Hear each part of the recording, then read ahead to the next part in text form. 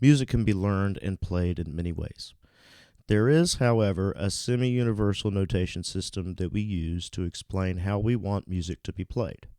For that, we use the grand staff. The grand staff consists of two clefs, the treble and the bass. The treble clef indicates notes or pitches higher than middle C found on a piano. The bass clef indicates all lower pitched notes below middle C. Each individual staff has 5 lines and 4 spaces. The treble clef actually has a nickname, the G clef. That's because, with a little imagination, the treble clef resembles the letter G. In fact, if you look at the circle at the bottom of the treble clef, the second line of the staff intersects it like a bullseye.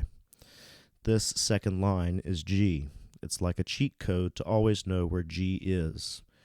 You can learn the staff that way. Up to the next space is A. If you go down beneath G, the space is F. But that's a lot of counting. Here's another way to know the lines and spaces of the treble clef. First, I like to think of a word that rhymes with spaces. I think spaces rhymes with faces. The spaces of the treble clef from bottom to top are F-A-C-E. Spaces are faces. Next, we have the lines. From bottom to top, the lines are E, G, B, D, F. We can remember these a few different ways. You can remember every good boy does fine, or every good boy deserves fudge. When notes go up or down, one note at a time, they move from space to line and line to space.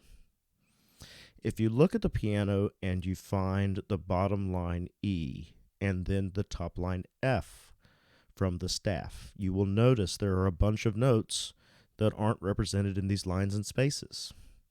If we go below the bottom line E, we draw the note D directly under the line E in the space. If we want to go beneath the D to C, well, there's not a line, so we draw one and extend the staff. This is middle C. These lines that extend the staff are called ledger lines. Beneath middle C is B, and it has one ledger line that it sits under. The A beneath that has 2 ledger lines. It's the same for the top of the staff. After the top line F, the space on the top is G. If we add a ledger line, that becomes A. Ledger lines can be added for any notes, although there are other ways to dictate high or low notes without ledger lines. But first, let's talk about the bass clef. Unfortunately, the lines and spaces are different than the treble clef. But for the spaces, we think all cows eat grass for A-C-E-G. The lines can be remembered with good burritos don't fall apart, or grizzly bears don't fly airplanes for GBDFA. There's another saying that can be used, good boys deserve fudge always.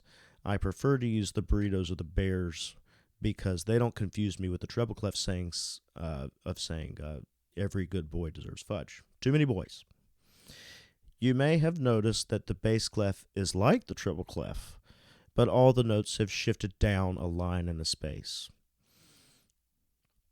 The ledger lines are used the same way from the treble clef for the bass clef. The bass clef and treble clef are connected with middle C. Middle C is dictated in the bass clef with one ledger line above the top space. One of the best ways to quickly learn the notes of the grand staff is flashcards. After a little practice, you will notice your ability to recite the notes improves every day.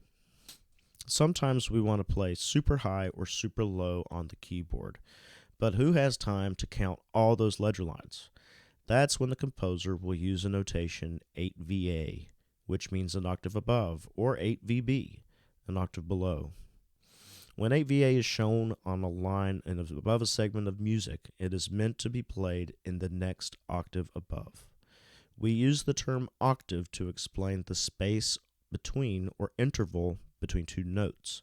An octave will always be the same note, like 2 C's or 2 B's, because A, B, C, D, E, F, G, A, C, D, E, F, G, A, B, C, C to C is eight notes. There are two other staves or staffs, the tenor and alto clef. Basically, it means where the arrow points, it indicates a C. You really only need to know those if you want to play a viola or a funny trombone.